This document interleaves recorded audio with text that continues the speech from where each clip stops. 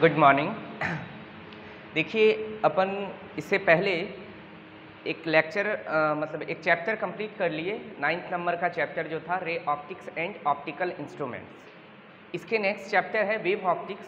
Optics से ही related है मगर ज़रूरी नहीं है उन सारी चीज़ों का यूज आएगा, ये बिल्कुल अलग है। ये है चैप्टर नंबर 10 एनसीईआरटी का। चैप्टर नंबर 10 क्या है? Wave optics. आखिर ये ऑप्टिक्स ही है तो मतलब लाइट के बारे में ही पढ़ना होगा।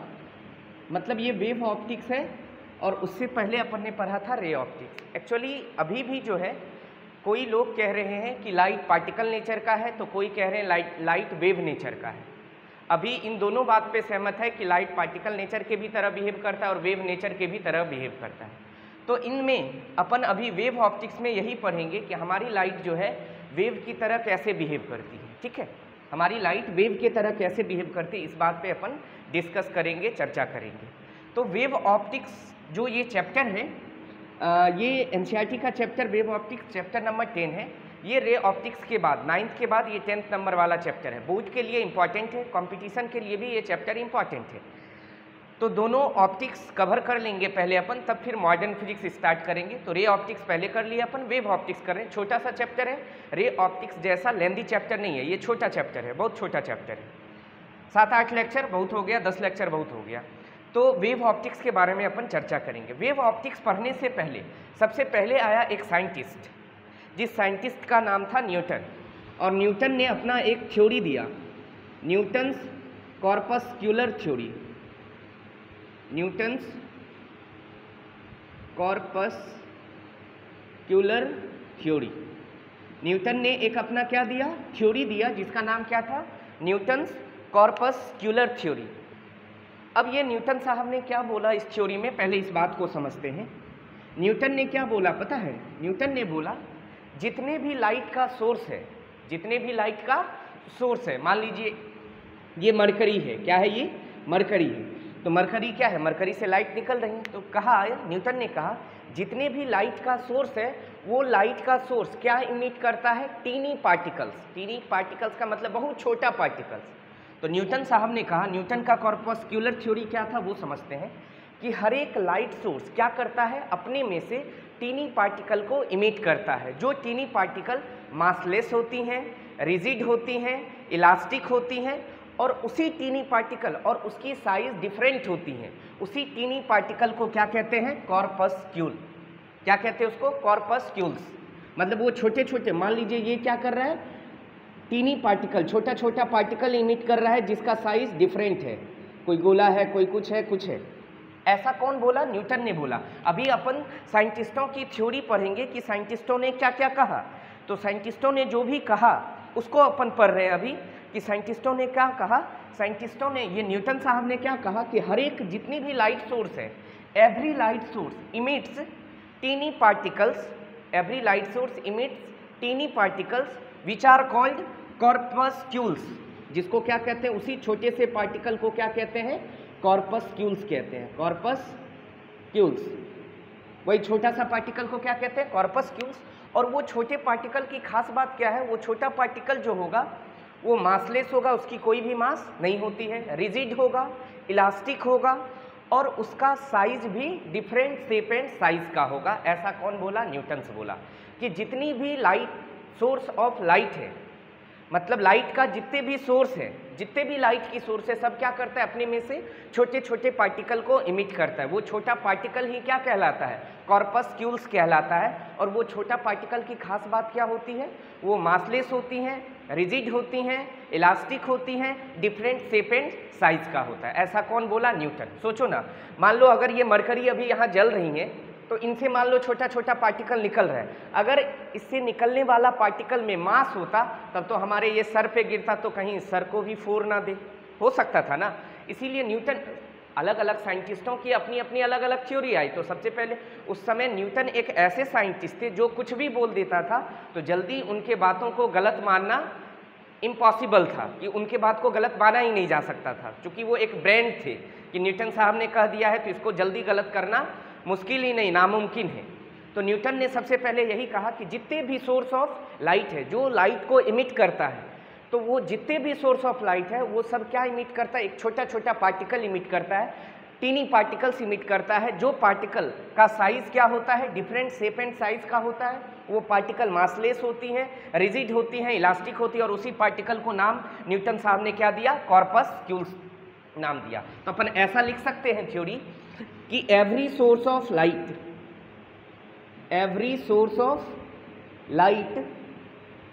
emits teeny particles,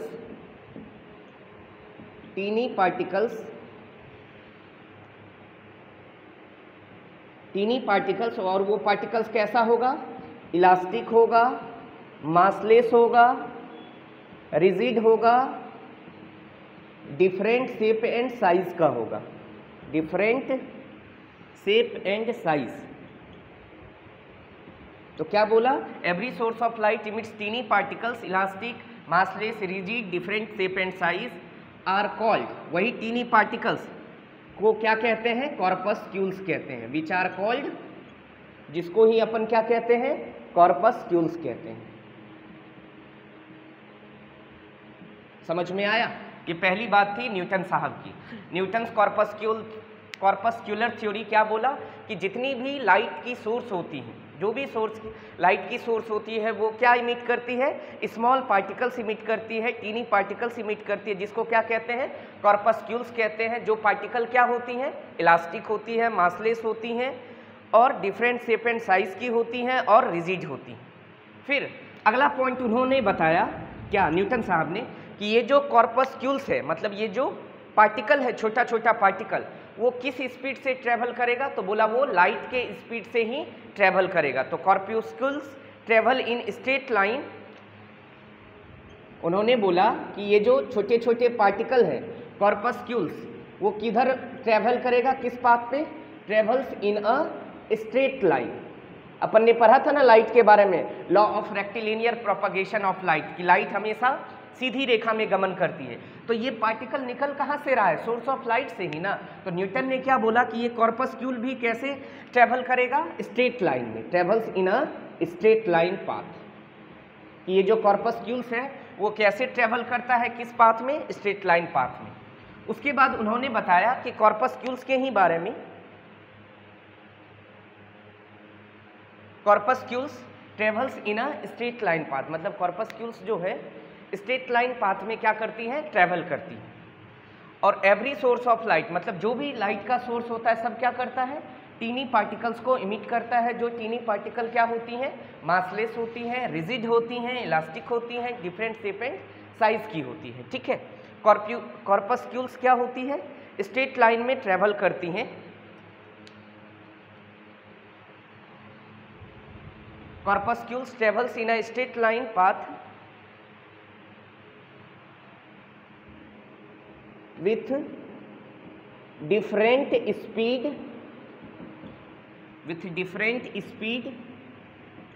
in different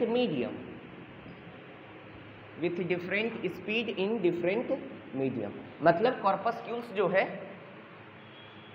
वो स्ट्रेट लाइन पाथ पे क्या करती है, ट्रेवल करती हैं, जिसकी स्पीड अलग अलग मीडियम में अलग अलग होगी। यही तो होती थी लाइट के भी साथ, कि एयर में स्पीड अलग होती थी, वाटर में स्पीड अलग होती थी। तो इन्होंने क्या बोला, ये न्यूटन साहब ने बोले कॉर्पस्क्यूल्स के बारे में कि इसकी स्पीड डेंसर मीडियम में ज़्यादा होगी, किसके तुलना में, रेयर मीडियम के तुलना में। जबकि अपन क्या जानते थे, अपन जानते थे कि लाइट की स्पीड रेयर मीडियम में ज़्यादा होगी, किसके तुलना में, डेंसर में। रेयर के पार्टिकल्स दूर दूर होंगे तो उसमें लाइट इजीली फास्ट ट्रेवल करेंगी, जबकि डेंसर मीडियम में लाइट ज़्यादा स्लो जाएंगी। जबकि ये न्यूटन साहब ने बोला कि ये जो कॉर्पस्क्यूल्स है, ये जो टीनी पार्टिकल्स है, उसका डेंसर मीडियम में स्पीड ज़्यादा होगा। कहने का मतलब कॉर्पस्क्यूल्स वाटर में ही ज़्यादा स्पीड से ट्रेवल करेगा कंपैरिजन टू एयर। ऐसा न्यूटन साहब ने बताया उस कॉर्पस्क्यूल्स के बारे में। ये सब है न्यूटन्स का कॉर्पस्क्यूलर थ्योरी। कि न्यूटन कॉर्पस्क्यूलर थ्योरी क्या कहती है, न्यूटन्स कॉर्पस्क्यूलर थ्योरी क्या कहती है कि जितने भी लाइट का सोर्स है वो क्या इमिट करता है, जितने भी लाइट का सोर्स है वो इमिट करता है टीनी पार्टिकल्स। वो टीनी पार्टिकल्स को ही क्या कहते हैं, कॉर्पस्क्यूल्स कहते हैं, जिसका कोई भी मास नहीं होता है, वो मासलेस होती हैं, रिजिड होती हैं, डिफरेंट शेप एंड साइज की होती हैं और इलास्टिक होती हैं, ठीक है। और कॉर्पस्क्यूल्स किस पाथ पे ट्रेवल करता है, स्ट्रेट लाइन पाथ पे, और इसकी स्पीड डिफरेंट मीडियम में डिफरेंट होती हैं। और न्यूटन साहब ने बोला कि डेंसर मीडियम में कॉर्पस्क्यूल्स की स्पीड ज़्यादा होती है, किसकी तुलना में, रेरर मीडियम की तुलना में। इसके बाद इन्होंने ही बोला कॉर्पस्क्यूल्स के बारे में कि different colour of light have different shape and size of corpuscles, different colours of light have different shape and size of corpuscles।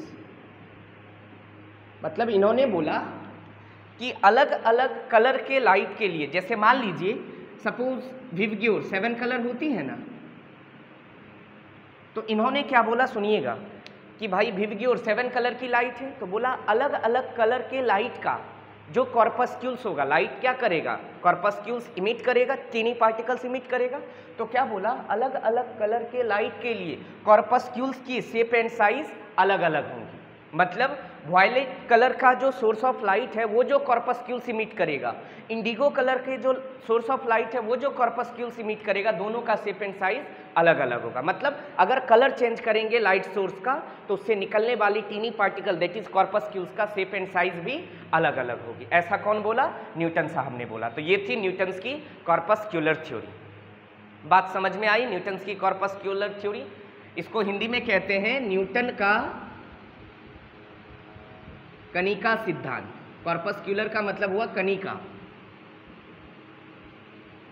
तो ये था न्यूटन्स कॉर्पस्क्यूलर थ्योरी। क्या है, अब एक बात समझो, एक बार फिर से देख लो न्यूटन ने क्या कहा। न्यूटन ने कहा कि भाई जितने भी सोर्स ऑफ क्या होगा, लाइट होगा, जो लाइट इमिट करता होगा, वो सोर्स जो लाइट इमिट करता हो, सोर्स ऑफ लाइट जितने भी होगा वो अपने से क्या इमिट करेगा, small particles, tiny particles emit करेगा। उसी टीनी पार्टिकल्स को क्या कहते हैं, कॉर्पस्क्यूल्स कहते हैं। कॉर्पस्क्यूल्स की हिंदी होती है कणिका, छोटा पार्टिकल। हाँ, और वो छोटे पार्टिकल जो होंगी कॉर्पस्क्यूल्स, वो कैसी होंगी, इलास्टिक होंगी, मासलेस होंगी, रिजिड होंगी और डिफरेंट शेप एंड साइज का होगा। फिर दूसरी बात बोला कि वो जो कॉर्पस्क्यूल्स है, मतलब वो जो टीनी पार्टिकल्स है, वो स्ट्रेट लाइन पाथ पे ट्रेवल करेगा और डिफरेंट मीडियम में उसकी स्पीड डिफरेंट होगी। मतलब अलग अलग मीडियम में उसकी स्पीड अलग अलग होगी। और क्या बोला न्यूटन ने कि कॉर्पस्क्यूल्स डेंसर मीडियम में उसकी स्पीड ज़्यादा होगी, किसकी तुलना में, रेरर मीडियम से। ठीक, उसके बाद बोला कि different colours of light have different corpuscles, मतलब different shape and size of corpuscles. मतलब अलग अलग कलर के लाइट के लिए निकलने वाले कॉर्पस्क्यूल, छोटे पार्टिकल का शेप एंड साइज अलग अलग होगा। ठीक है, यही था न्यूटन्स का कॉर्पस्क्यूलर थ्योरी। आगे चलते हैं। इसके बाद अगला साइंटिस्ट आया। अब यहाँ से एक बात और, पहले अगले साइंटिस्ट को आने से पहले एक बात और समझते हैं कि न्यूटन की कुछ कुछ बातें यहाँ से कुछ कुछ कंडीशन को सेटिस्फाई कर रही थी, जो ये बता रहा था कि हाँ भाई लाइट का नेचर कैसा है, वेव नेचर का। देखो कैसे कैसे, मतलब न्यूटन ने किन किन चीज़ों को एक्सप्लेन किया वो चीज़ देखते हैं। फिर इसके बाद आया कोई और साइंटिस्ट जो इनके कंसेप्ट को बोला कि नहीं भाई ऐसा काम नहीं चलेगा, कुछ और भी बात है। क्योंकि न्यूटन साहब जो बोल देते थे तो जल्दी गलत करना मुश्किल हो जाता था, क्योंकि भाई साहब पे टैग लगे हुए थे ना, ब्रांड थे, जो बोल दिए सो बोल दिए, जल्दी गलत नहीं होती थी। इसी कारण से कि अगर कभी कोई नया थ्योरी पर उन्होंने अपनी कोई वक्तव्य रखते थे तो जल्दी कोई अगले साइंटिस्ट को उनके बात को गलत प्रूफ करना बड़ा मुश्किल होता था। न्यूटन ने एक्चुअली में एक्सप्लेन किन किन थ्योरी को किया। देखो पहला न्यूटन ने क्या बोला, न्यूटन्स का अगर कॉर्पस्क्यूलर थ्योरी के बारे में अपन बात करें, न्यूटन्स कॉर्पस्क्यूलर थ्योरी के बाद अगर हम इस थ्योरी की बात करें तो इस थ्योरी में क्या है, देखो पहला कि ये सबसे पहली बात क्या बताया कि सिंपल सा बात बताया कि लाइट जो है रेक्टिलिनियर प्रोपगेशन करेगी। कैसा propagation, rectilinear propagation of light, मतलब लाइट रे किधर प्रोपगेट करेगी, रेक्टिलिनियर प्रोपगेशन। रेक्टिलिनियर प्रोपगेशन का मतलब हुआ कि लाइट रे किधर ट्रेवल कर रही है, स्ट्रेट लाइन में। तो सबसे पहली बात नहीं बोला अभी उन्होंने, बोला ना कि कॉर्पस्क्यूल्स कैसे ट्रेवल करेगा, स्ट्रेट लाइन पाथ पे। डिफरेंट मीडियम में उसकी स्पीड डिफरेंट होंगी।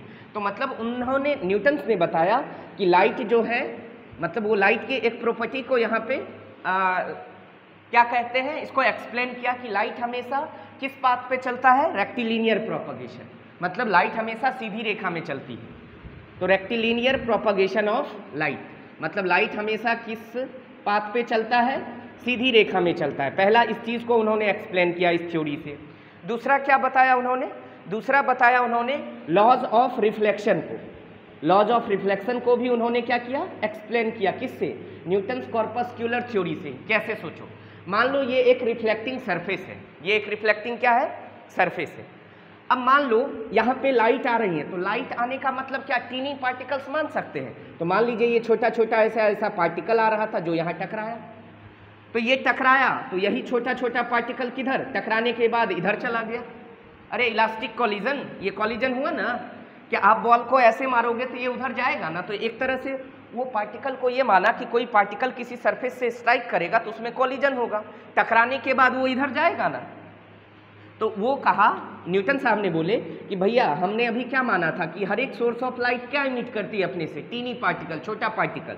तो उन्होंने लॉज ऑफ रिफ्लेक्शन को इससे प्रूफ किया कि न्यूटन्स कॉर्पस्क्यूलर थ्योरी से, क्या कि जब लाइट आ रही है तो लाइट के साथ कौन आ रही होगी, छोटा छोटा पार्टिकल आ रही होंगी, जिसका कोई मासलेस, जिसका कोई मास नहीं है, वो रिजिड है, इलास्टिक है, डिफरेंट शेप एंड साइज का है। तो ये आया, टकराने के बाद क्या हो गया, कॉलिजन हो गया।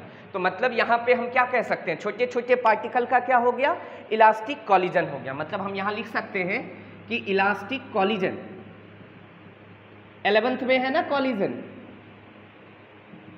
Elastic collision of कॉर्पस्क्यूल्स। यहाँ पे रियल में क्या हुआ, कॉर्पस्क्यूल्स का क्या हुआ, इलास्टिक कॉलिजन हुआ।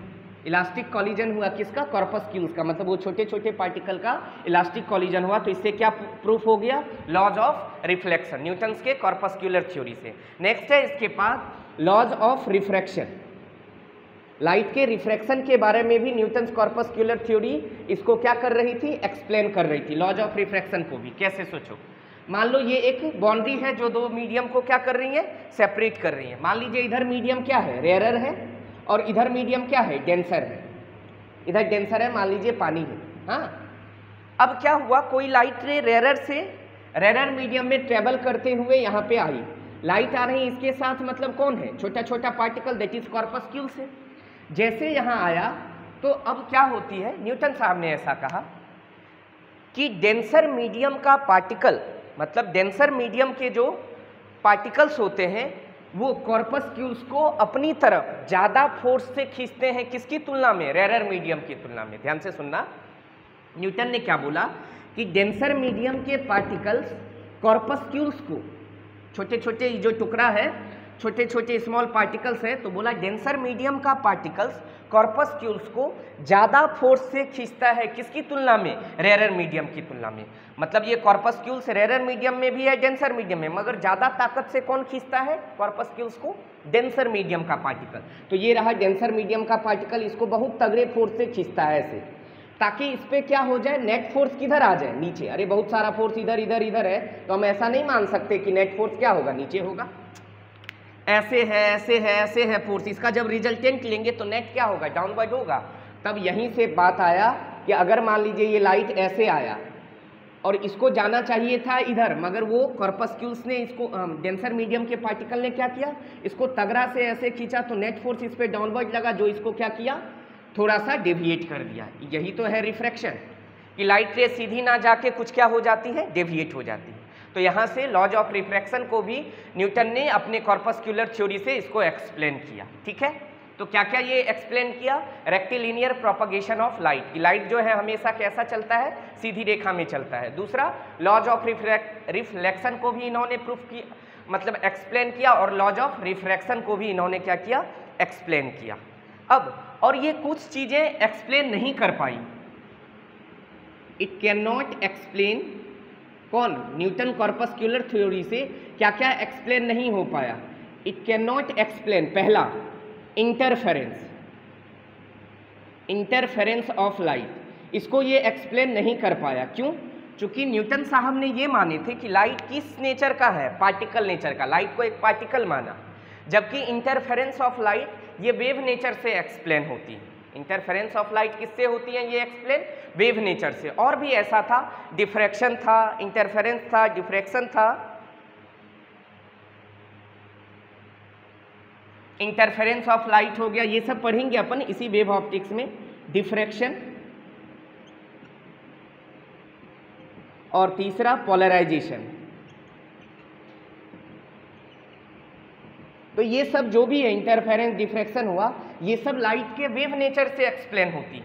जबकि न्यूटन साहब क्या कह रहे थे? न्यूटन साहब अभी हर जगह क्या कह रहे हैं कि लाइट क्या है? पार्टिकल्स है, टीनी पार्टिकल्स इमिट करता है सोर्स ऑफ लाइट, जिसको अपन क्या कहते हैं? कॉर्पस्क्यू। तो ये सब चीज़ को न्यूटन साहब एक्सप्लेन नहीं कर पाए। किनको? इनको, इंटरफेरेंस को, डिफ्रैक्शन को, पोलराइजेशन को, ये सब को एक्सप्लेन नहीं कर पाए। क्यों? चूँकि ये सब वो सारी घटना है, ये फिनोमिना है जो लाइट के वेव नेचर से एक्सप्लेन होती है, जिनको न्यूटन ने अपने मतलब ऐसा कह सकते हैं लाइट के पार्टिकल नेचर से इसको एक्सप्लेन नहीं कर पाया। यहीं पे जाके वो फेल हो गया न्यूटन साहब। न्यूटन की कॉर्पस्क्यूलर थ्योरी यहीं पे जाके ये फ्लॉप कर गई। फिर इसके बाद आया एक अगला साइंटिस्ट, इसके बाद एक अगला साइंटिस्ट आया फौकॉल्ट। मतलब ये जो न्यूटन साहब की कॉर्पस्क्यूलर थ्योरी थी ये 1675 में आया था। इसके बाद एक नया साइंटिस्ट, मतलब कोई और साइंटिस्ट आया, फौकॉल्ट, 1678 में। Foucault, FOCAULT। फौकॉल्ट ने क्या बताया सुनिए। उन्होंने एक्सपेरिमेंट करके ये प्रूफ कर दिया। फौकॉल्ट 1675 में न्यूटन की कॉर्पस्क्यूलर थ्योरी आई थी हम लोगों के बीच, उसके 3 साल बाद, मतलब 1678 में एक नया साइंटिस्ट आया। कौन? फौकॉल्ट, जिन्होंने क्या बताया, जिन्होंने एक्सपेरिमेंटली, मतलब एक्सपेरिमेंट करके ये प्रूफ किया क्या, कि लाइट की जो स्पीड होती है, लाइट की जो स्पीड होती है वो एयर में ज़्यादा होती है वाटर के तुलना में। मतलब इन्होंने एक्सपेरिमेंटली इस बात को प्रूफ किया। क्या? इन्होंने, फौकॉल्ट ने क्या बोला कि speed of light in air is greater than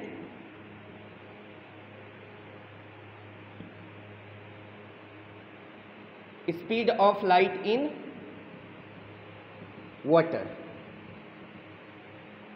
मतलब लाइट की स्पीड एयर में वाटर के तुलना ज़्यादा होती है। इसको फौकॉल्ट नाम का साइंटिस्ट एक्सपेरिमेंटली प्रूफ किया। और ये चीज़ तो अपन जान भी रहे थे, नहीं जानते हैं?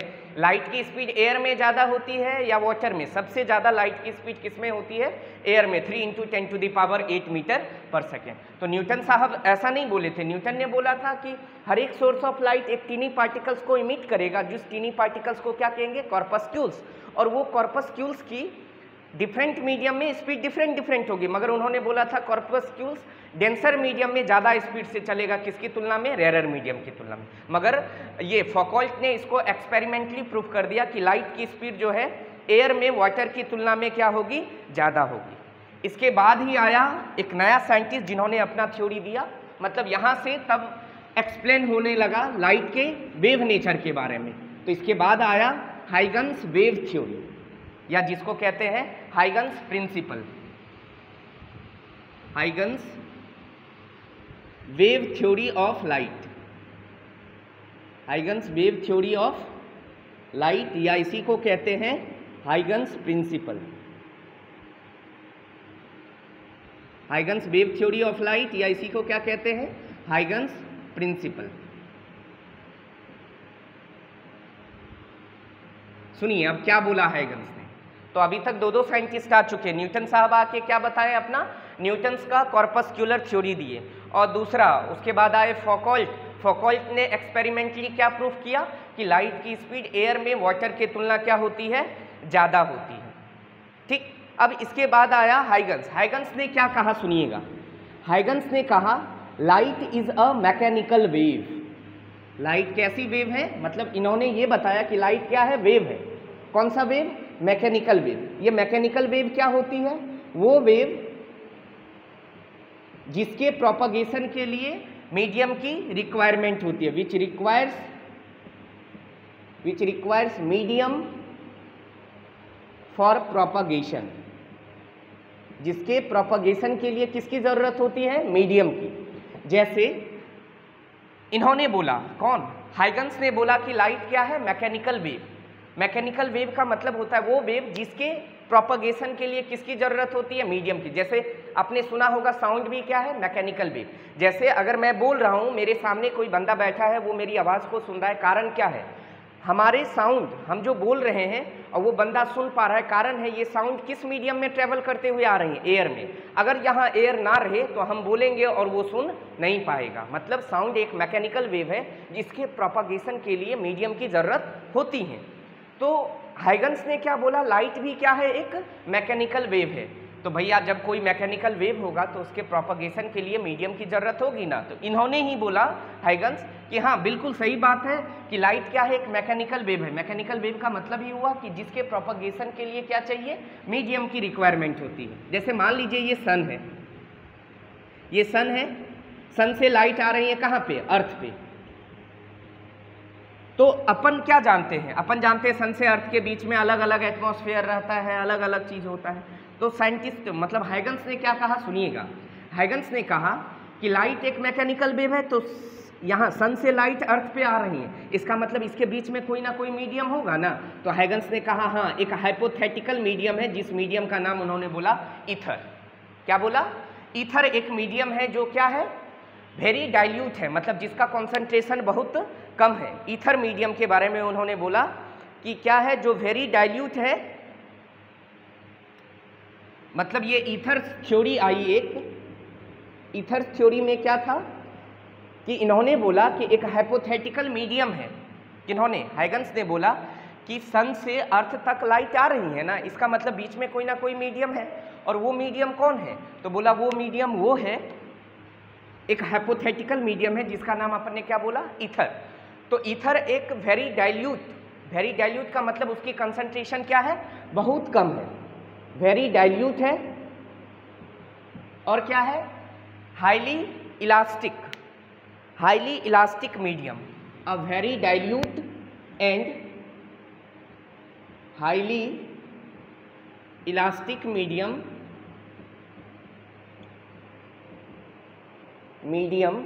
स्प्रेड, मतलब फैला हुआ है कहाँ पे, हर एक जगह पे, एवरीवेयर।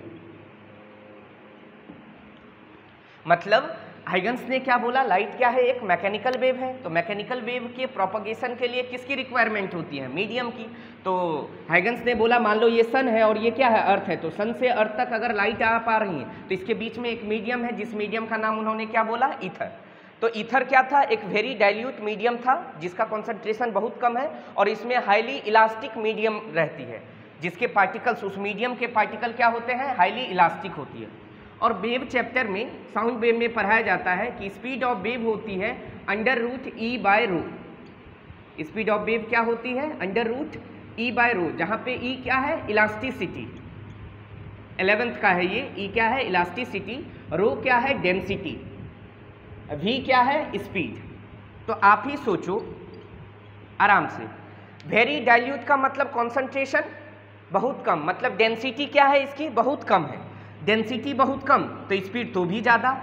और हाईली क्या है, इलास्टिक, मतलब इलास्टिसिटी भी ज़्यादा तो स्पीड और भी ज़्यादा। तो इसी कारण से स्पीड क्या होती है इसकी, ज़्यादा होती है, और सन से लाइट अर्थ तक पहुँच जाती है। ऐसा बात किसने कहा था, हाइगन्स ने कहा अपनी थ्योरी में, जिसको अपन कहते हैं हाइगन्स प्रिंसिपल, कि लाइट क्या है, एक मैकेनिकल वेव है। लाइट क्या है, एक मैकेनिकल वेव है, जिस मैकेनिकल वेव के लिए किसकी ज़रूरत होती है, जिस मैकेनिकल वेव के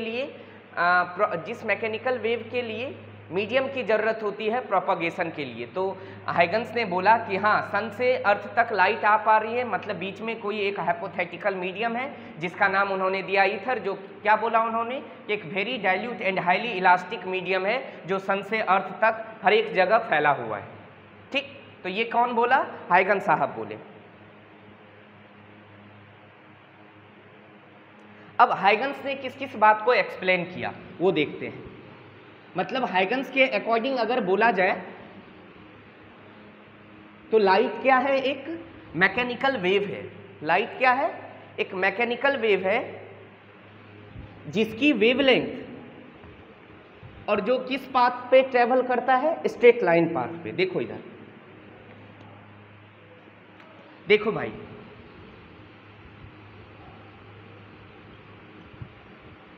हाइगन्स थ्योरी किस किस को एक्सप्लेन किया? हाइगन्स थ्योरी एक्सप्लेन, पहला मतलब हाइगन्स के अकॉर्डिंग हम ऐसा लिख सकते हैं, अकॉर्डिंग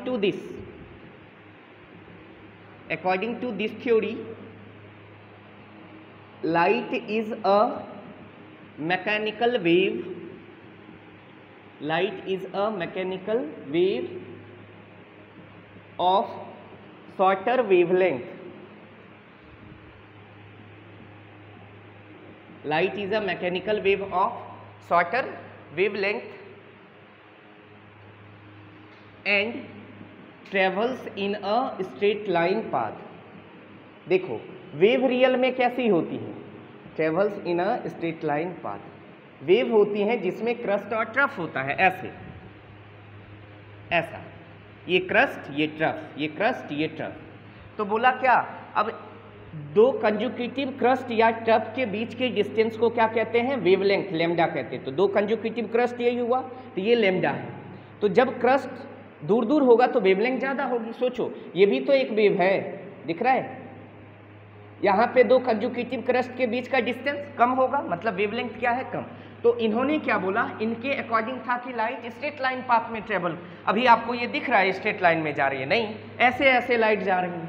मगर उन्होंने बोला कि लाइट स्ट्रेट लाइन पाथ में ट्रेवल करती होंगी, तो शायद कहीं लाइट ऐसा ऐसा होगा, तभी ना आपको इसका वेवलेंथ क्या होगा? छोटा होगा, और आपको लगेगा लगभग कि ये क्या जा रही है? स्ट्रेट। ऐसे में तो बिल्कुल पता चल रहा है लाइट ऐसे ऐसे ऐसे आ रही है, स्ट्रेट लाइन पाथ पे चल नहीं रही। तो इसीलिए हाइगन्स के अकॉर्डिंग लाइट क्या था? एक मैकेनिकल वेव था। और किस वेवलेंथ का? छोटे से वेवलेंथ का। हाँ, अगर शॉर्टर वेवलेंथ मानेंगे तब हम कह सकते हैं कि वो स्ट्रेट लाइन पाथ पे चलेगा। ठीक है।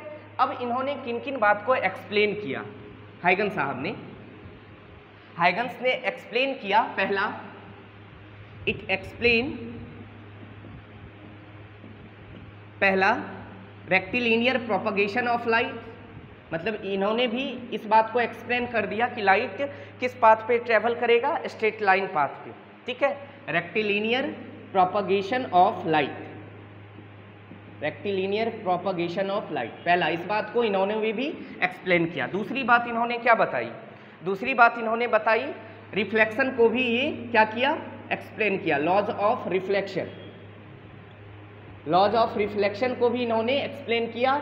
और एंगल आई बराबर angle r, laws of reflection. और लॉज ऑफ रिफ्लेक्शन क्या था? याद करो कि angle of incidence angle of reflection के बराबर होता है। Incident ray, normal, reflected ray, all lies in the same plane. ये था ना लॉज ऑफ रिफ्लेक्शन। तो हाइगन्स के प्रिंसिपल के अकॉर्डिंग ये प्रूफ भी हो गया लॉज ऑफ रिफ्लेक्शन, और ये बोर्ड के लिए इंपॉर्टेंट भी है। Proof laws of reflection and laws of refraction by using Huygens theory या हाइगन्स प्रिंसिपल, ये बोर्ड के लिए इंपॉर्टेंट क्वेश्चन है, दोनों बोर्ड के लिए। Laws of reflection angle i बराबर एंगल आर, उसको भी ये एक्सप्लेन किया। लॉज ऑफ रिफ्रैक्शन, क्या था लॉज ऑफ रिफ्रैक्शन? तो अपन ऐसा बोलते थे, अपन बोलते थे एक मीडियम का रिफ्रैक्टिव इंडेक्स इंटू उसी मीडियम में लाइट का नॉर्मल के साथ एंगल, दूसरे मीडियम में का रिफ्रैक्टिव इंडेक्स इंटू दूसरे मीडियम में लाइट ने नॉर्मल के साथ जो एंगल बनाया। तो यहाँ से बोल सकते हैं अपन sine i by sine r बराबर mu two by mu one. Mu two क्या है? दूसरे मीडियम का पहले मीडियम के रिस्पेक्ट में रिफ्रैक्टिव इंडेक्स, और वो क्या होगी? कांस्टेंट होगी ना। तो रियल में सेकेंड लॉ जो था लॉज ऑफ रिफ्रैक्शन, वो क्या था? Sine i by sine r is equal to constant, यही था लॉज ऑफ रिफ्रैक्शन। तो इसको भी इन्होंने क्या किया? एक्सप्लेन किया। किसके बेसिस पे? हाइगन्स अपनी थ्योरी, अपने प्रिंसिपल के बेसिस पर इसको भी एक्सप्लेन किया। रेक्टिलिनियर प्रोपगेशन ऑफ लाइट को, लॉज ऑफ रिफ्लेक्शन को, लॉज ऑफ रिफ्रैक्शन को, और इन्होंने एक्सप्लेन किया इंटरफेरेंस को,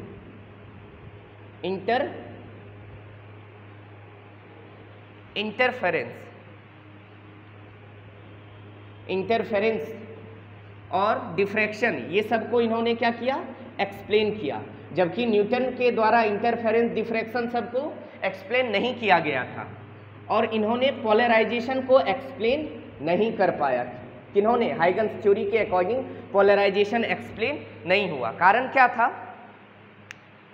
कि हाइगन्स थ्योरी के अकॉर्डिंग पोलराइजेशन को एक्सप्लेन नहीं किया, बाकी रेक्टिलिनियर प्रोपगेशन ऑफ लाइट को एक्सप्लेन किया गया कि लाइट स्ट्रेट लाइन पाथ में ट्रेवल करती हैं। लॉज ऑफ रिफ्लेक्शन को एक्सप्लेन किया गया, लॉज ऑफ रिफ्लेक्शन को एक्सप्लेन किया गया, इंटरफेरेंस को, डिफ्रैक्शन को, जबकि पोलराइजेशन को एक्सप्लेन नहीं किया गया अकॉर्डिंग टू हाइगन्स। अब हाइगन्स प्रिंसिपल क्या था, अब समझते हैं कि हाइगन्स प्रिंसिपल ने अपना क्या क्या प्रिंसिपल दिया।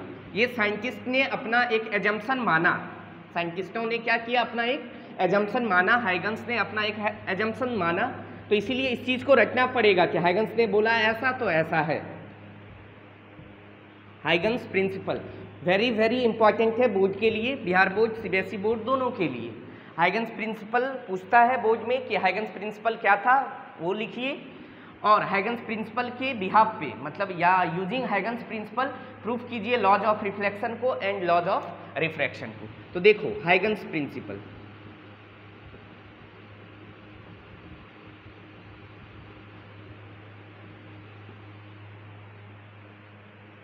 हाइगन्स प्रिंसिपल क्या था। सबसे पहली बात इन्होंने क्या बोला, हाइगन्स ने एक चीज को इन्होंने एक्सप्लेन किया, वेव फ्रंट,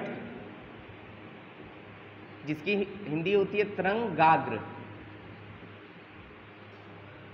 क्या बोला इन्होंने वेव फ्रंट के बारे में, सुनिए कि वेव फ्रंट क्या होती है।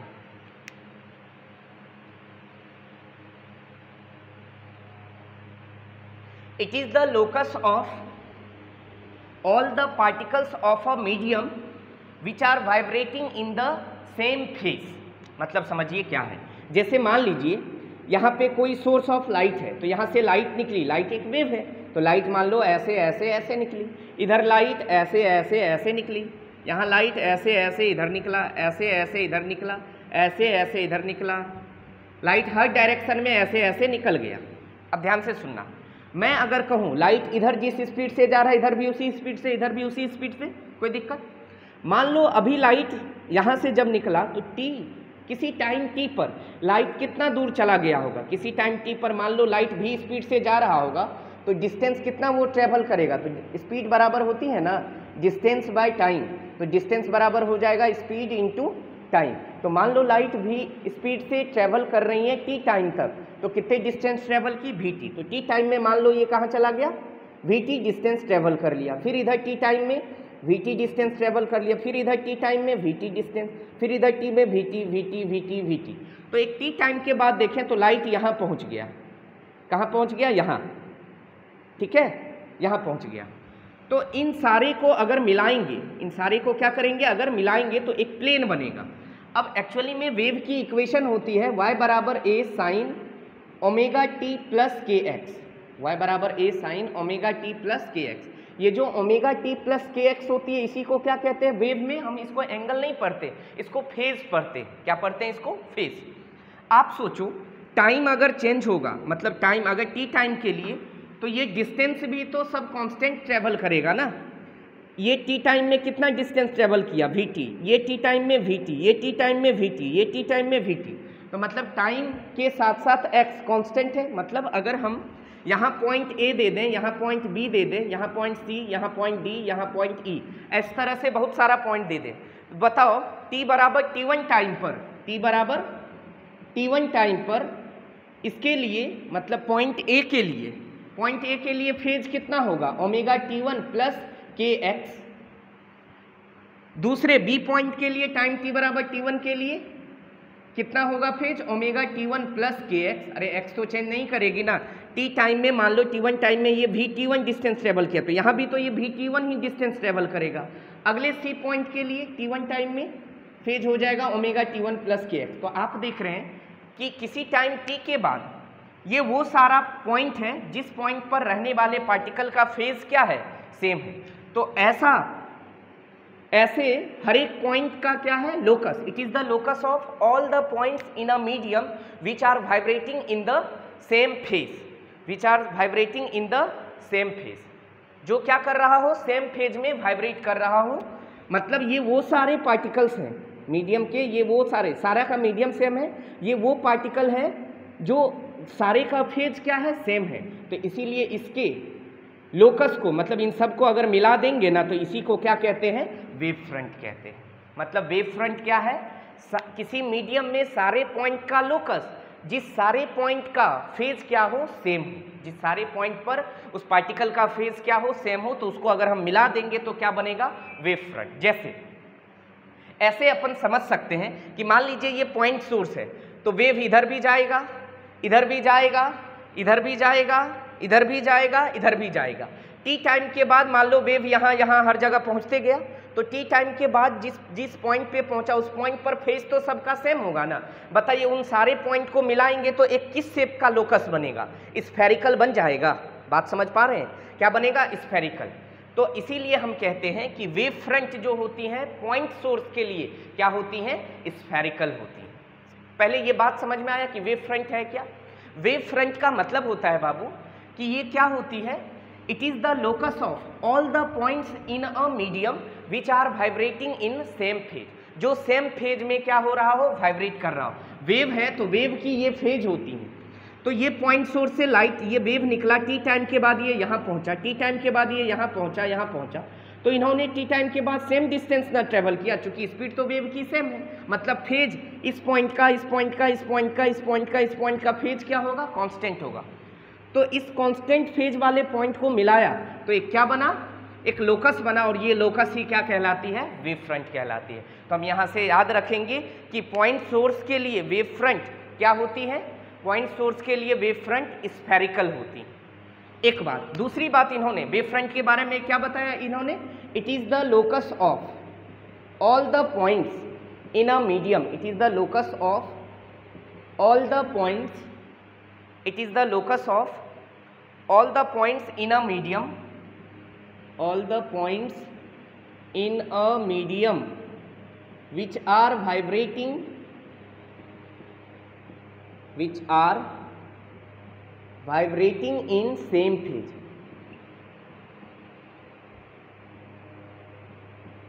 जो सेम फेज में क्या कर रहा हो, वाइब्रेट कर रहा हो, उन सारे पॉइंट का ये क्या है, लोकस है। ठीक है, उसको कहते हैं वेव फ्रंट। तो पहली बात इन्होंने वेव फ्रंट को एक्सप्लेन किया कि वेव फ्रंट क्या होती है। आप ऐसे देखे होंगे नदी में पानी जो रहती है ना, तो उसमें आप एक स्टोन गिरा तो आपको लगेगा ऐसा ऐसा वेव बाहर निकल रहा होता है, गोला गोला बन बन के, उसको समझ सकते हैं कि आप वो क्या है, वेव फ्रंट है। ठीक है, मगर वो तो आपको सिर्फ ऊपर ही ना दिखता है, नीचे भी तो ऐसा होता होगा। तो रियल में वेव फ्रंट ऐसे अगर आप स्टोन को गिराओगे तो वो ऐसे ऐसे ऐसे ऐसे ऐसे करके वो दूर तक फैल जाती है, गोला गोला बनता हुआ। उसको आप समझ सकते हो कि एक तरह का क्या है, वेव फ्रंट। तो वेव फ्रंट क्या है, ये बात समझ में आया। सेकेंड पॉइंट इन्होंने क्या बोला, हाइगन्स ने, कि the direction of propagation of wave, the direction of propagation of light rays is perpendicular to the wave front. मतलब इन्होंने दूसरा पॉइंट क्या बोला कि लाइट रेज जो हैं, लाइट रे के प्रोपगेशन का जो डायरेक्शन होगा वो हमेशा वेव फ्रंट के क्या होंगी, परपेंडिकुलर होंगी। मतलब जैसे ऐसे समझिए, मान लो ये पॉइंट सोर्स है, तो इस पॉइंट सोर्स से अभी अपन ने मान लिया ना कि वेव फ्रंट कैसा बनेगा, स्फेरिकल। कैसा वेव फ्रंट, स्फेरिकल। तो ये स्फेरिकल क्या है, वेव फ्रंट। तो लाइट यहाँ से कैसे निकलेगी, तो हमेशा इन्होंने बोला कि लाइट के जो प्रोपगेशन का डायरेक्शन होगा वो वेव फ्रंट के परपेंडिकुलर होंगी। तो लाइट जो यहाँ से निकलेंगी इस प्रकार निकलेंगी कि ये लाइट क्या हो, वेव फ्रंट के परपेंडिकुलर हो, ये लाइट वेव फ्रंट के परपेंडिकुलर हो, इधर लाइट वेव फ्रंट के परपेंडिकुलर हो, इधर भी वेव फ्रंट के परपेंडिकुलर हो, इधर भी लाइट वेव फ्रंट के क्या हो, परपेंडिकुलर।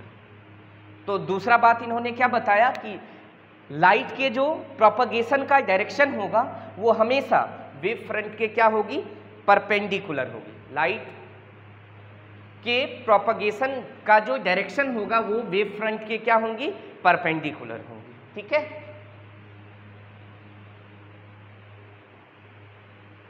तो ये था वेव फ्रंट क्या होती हैं, हाइगन्स हाइगन साहब ने क्या किया, वेव फ्रंट को पहले एक्सप्लेन किया कि वेव फ्रंट क्या होती है। वेव फ्रंट क्या होती है?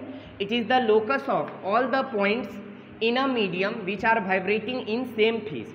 किसी मीडियम में वो सारे पॉइंट का लोकस, जो सारा पॉइंट का फेज क्या हो, सेम हो। फेज बोले तो एंगल, वेव वाले चैप्टर में उसको एंगल नहीं कहते हैं, फेज कहते हैं, ठीक है।